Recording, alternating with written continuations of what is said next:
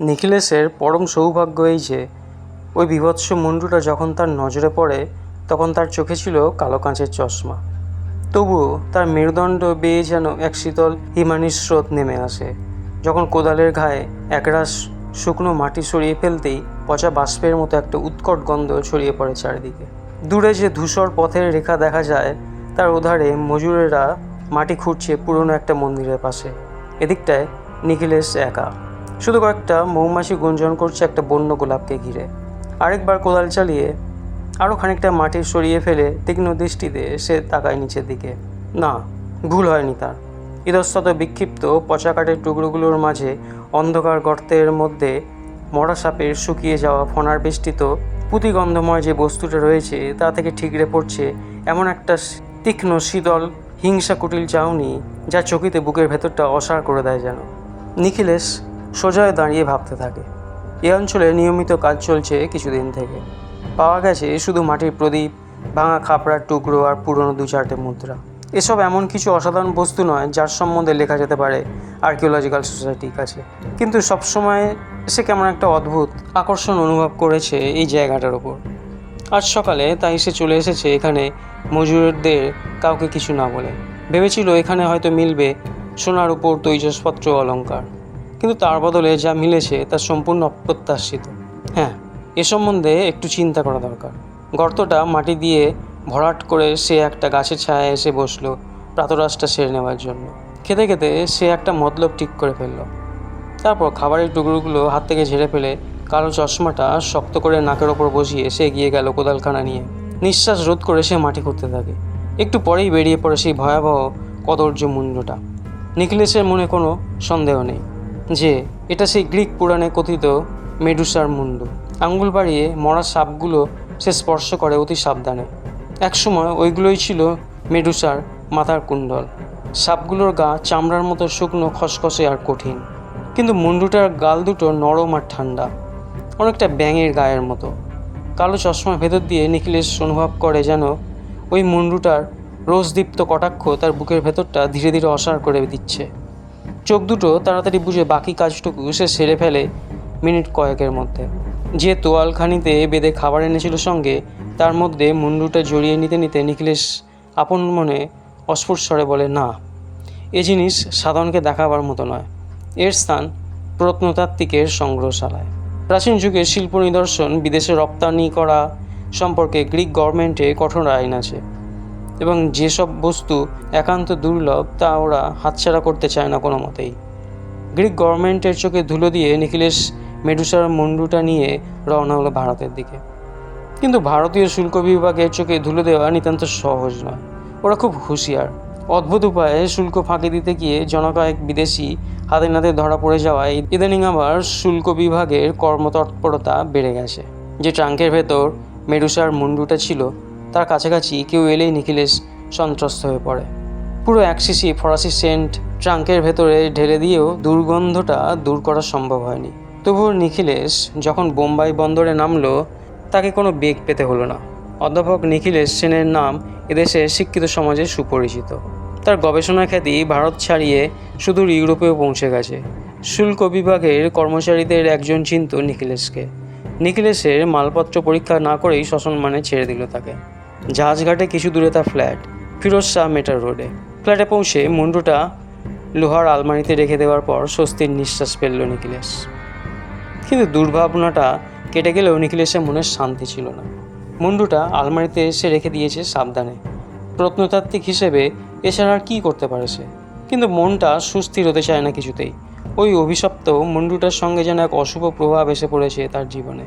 ইতিপূর্বেই যখন সে কোনো দুর্লভ সামগ্রী সংগ্রহ করেছে তখন পরম উৎসাহে সেটা দেখিয়েছে বন্ধুবান্ধবদের সমাবেশে। কিন্তু মেডুসার মুন্ডু কারো কাছে দেখাবার উপায় নেই। মুন্ডুটা আলমারির মধ্যে বন্দী হয়ে থাকে দৃষ্টির অন্তরালে। কিন্তু নিখিলেশ ভোলে না কথা। প্রতিদিনই ওর চিন্তা জাগে তার মনে। ক্রমশ ওই চিন্তা দুঃসহ হয়ে ওঠে তার কাছে। আশ্চর্য হয়ে সে ভাবে, সত্যি কি ওর সেই শক্তি আছে যা উল্লেখ দেখা যায় গ্রিক পুরাণে? কালো চশমা ভেতর দিয়ে যখন সে প্রথম তাকায় ওর পানে, তখন সে এক দারুণ অস্বস্তি অনুভব করেছিল, এ কথা স্পষ্ট মনে আছে। কিন্তু কত হাজার বছরের পরও কি সেই শক্তি অটুট থাকা সম্ভব? জানলার ধারে যেসব চড়ুই পাখি আসতো তাদের নিয়ে পরীক্ষা শুরু করলো নিখিলেশ। না, মুন্ডুটার শক্তি সম্বন্ধে সন্দেহ করার কিছু নেই। পাখিগুলো নিমেষে রূপান্তরিত হয়েছে পাথরে। আর চড়ুই পাখির ওপর যদি ওর ক্রিয়া হয়, তাহলে মানুষের ওপরই বা কেন হবে না? নিখিলেশ শিউরে ওঠে। তাড়াতাড়ি মুন্ডুটা নিয়ে রেখে দেয় আলমারিতে। পাথরের চড়ুইগুলোও তুলে রাখে আলমারির তাকে। নিখিলেশের মন আরও অশান্ত হয়ে পড়ে। এমন সময় একদিন নিখিলেশ নিমন্ত্রিত হলো এক চা পার্টিতে। সেখানে সাহিত্যিক, কলাশিল্পী, সাংবাদিক প্রভৃতি নানা রকম লোকের উপস্থিতি। তবে আসর গরম করে রেখেছিল উদীয়মান ভাস্কর বজ্রপাণি রায়। বিরাট চেহারা ওর, যেমন লম্বা তেমনি হষ্টপুষ্ট। বজ্রপাণি বলছিল, ভাস্কর্যে প্রকৃতির প্রতি নিষ্ঠা শিল্পীর সৃষ্টিকে প্রাণহীন অসুন্দর করে তোলে। বিখ্যাত শিল্পী লাইসিপাস স্বাভাবিক অন্য সংস্থানের রীতি স্বেচ্ছায় উপেক্ষা করেছিল সৃষ্টিকে সুন্দরতর করার জন্য। ঘুরতে ঘুরতে নিখিলেশ একসময় বজ্রপাণির পাশে এসে বসল। বজ্রপাণির সঙ্গে পরিচয় ছিল না তার, তবু তাকে উদ্দেশ্য করে হঠাৎ পরিহাসের সুরে বললে বসল, আপনার মতে প্রকৃতির অনুকরণ করলে সত্যিকার শিল্পী সৃষ্টি অসম্ভব? গ্রিক পুরাণ পড়েছেন তো? পার্সিউস গর্গনের ছিন্নমুণ্ডের সাহায্যে যেসব জীবন্ত মানুষকে পাথরে পরিণত করেছিল, সেই সব মূর্তি কি তাহলে শিল্পের বিচারে নিখুঁত নয়? আপনি যা বলছেন তা প্রমাণ সাপেক্ষ নয়, বাঁ দিয়ে বজ্রপাণি বলল। পুরাণের কাহিনীকে যুক্তি হিসেবে ধরা যেতে পারে না। গর্গনের মুন্ডু অবাস্তব কাহিনী নয়। মুচকি হেসে বলে নিখিলেশ, আসুন আমার সঙ্গে আমার ফ্ল্যাটে। আপনার ফ্ল্যাটে কী জন্যে? ভ্রু কুঞ্চিত করে প্রশ্ন করে বজ্রপাণি। গর্গনের মুন্ডু দেখাবার জন্য। আপনি তো দেখতে চাইছিলেন, আসুন তাহলে আমার সঙ্গে। কিন্তু পুরাণে পড়েছি গর্গনের মুন্ডু দেখার পর কেউ আর জীবিত থাকতে পারে না। দ্বিধাজড়িত স্বরে বলল বজ্রপাণি।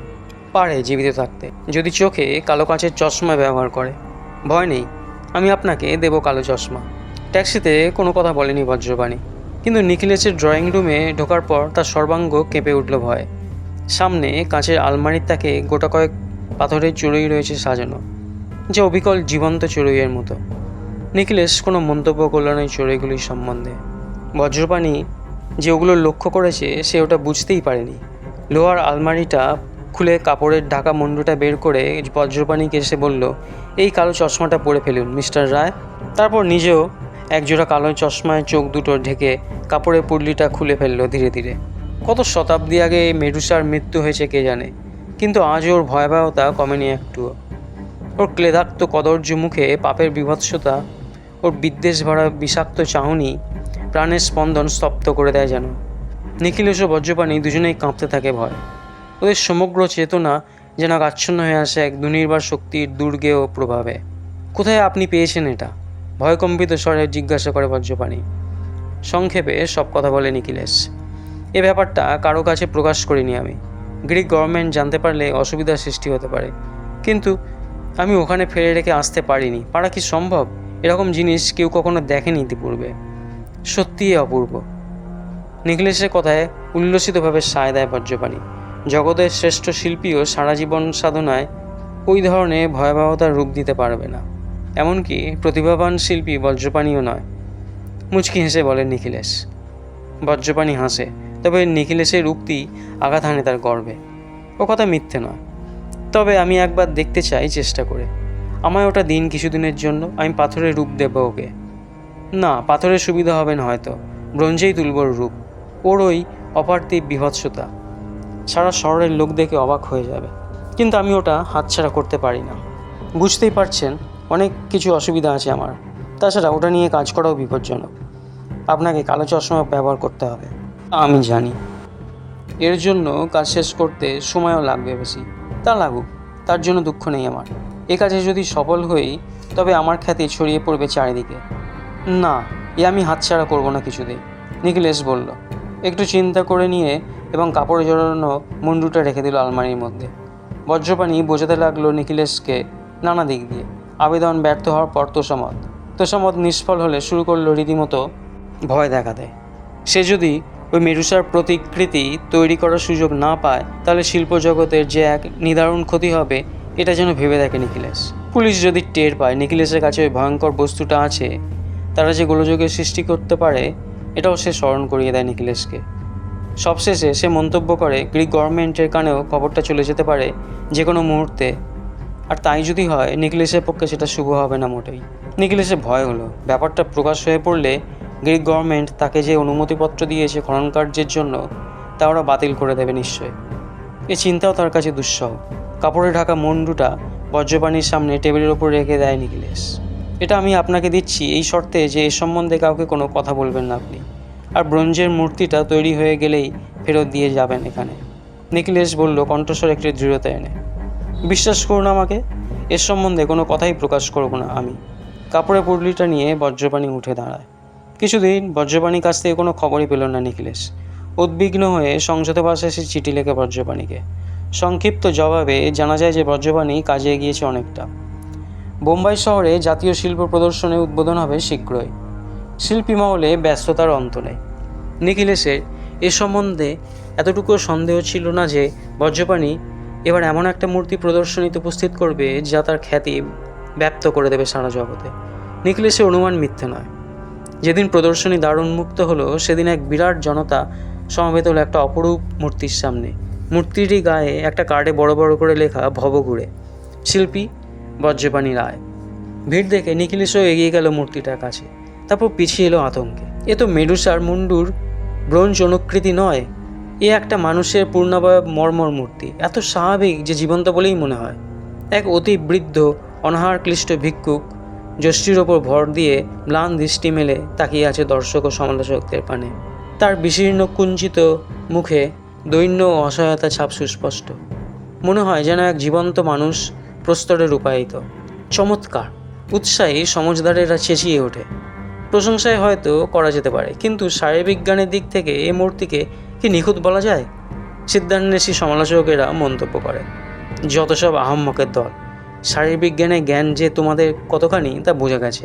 বিরক্তি চাপতে না পেরে গর্জন করে ওঠে নিখিলেশ।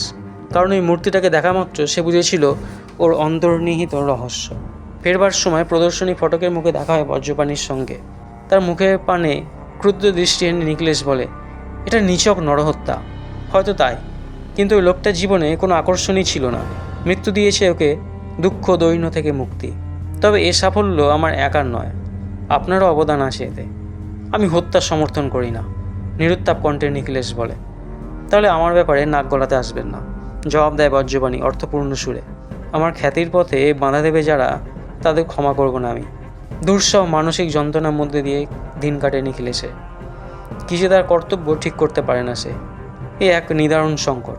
হয় সে খ্যাতির পথে বজ্রপানিকে অগ্রসর হতে দেবে হত্যার পর হত্যা অনুষ্ঠিত করে, না হয় নিজেই অপযশ বরণ করবে বজ্রপানি মুখোশ খুলে দিয়ে। আর শুধু অপযশই বা কেন, হয়তো পাথরে রূপান্তরিত হয়ে দর্শকের সামনে সে উপস্থিত হবে বজ্রপানির শিল্পকৃতি হিসেবে। কালো চশমা পরে আত্মরক্ষা করা যায় বটে, কিন্তু সবসময় তো আর ওই কালো চশমা পরে থাকা সম্ভব নয়।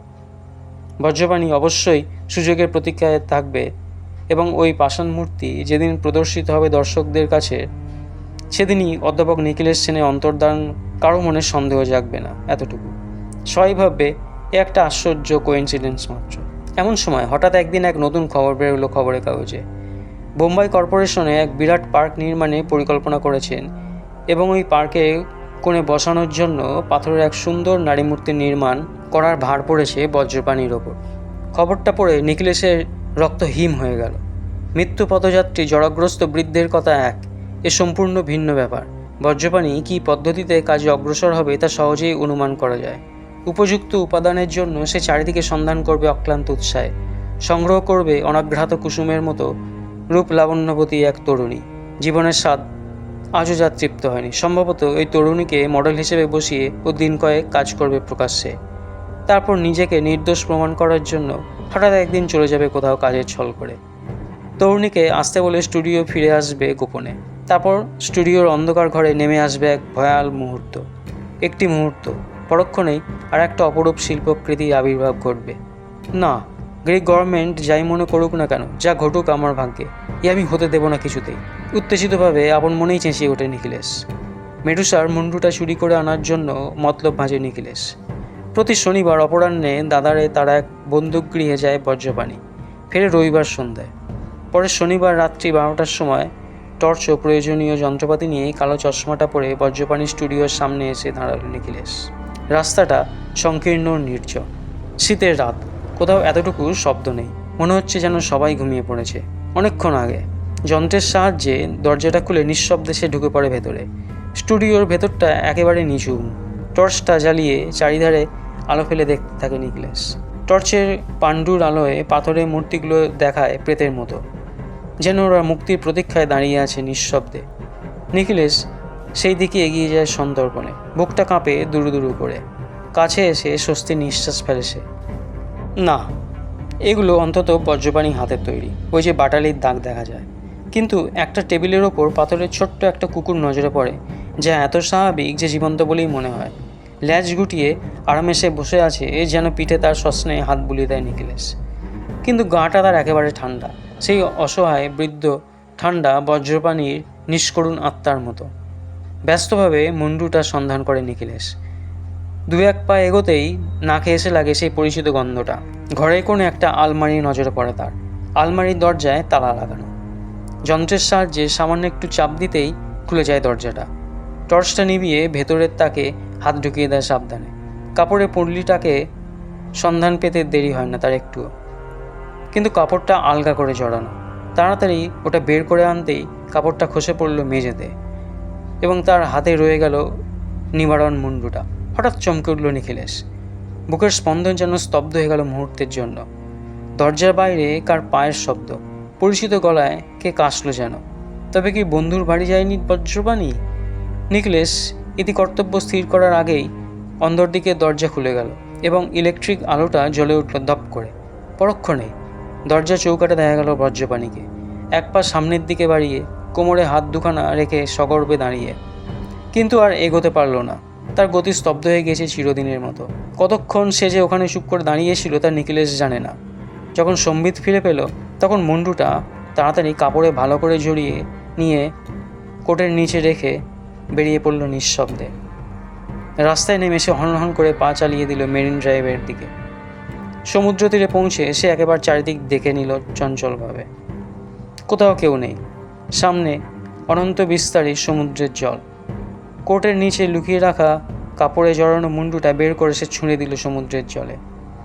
বজ্রপাণি চাঞ্চল্যকর অন্তর্ধান রহস্যে কেউই সমাধান করতে পারল না, কিন্তু তার স্টুডিওয়ে পাওয়া যায় তার নিজেরই মর্মর মূর্তি। প্রতিভাধর ভাস্করের শ্রেষ্ঠ শিল্পকৃতি হিসেবে অভিনন্দিত হলো দর্শক সমাজে।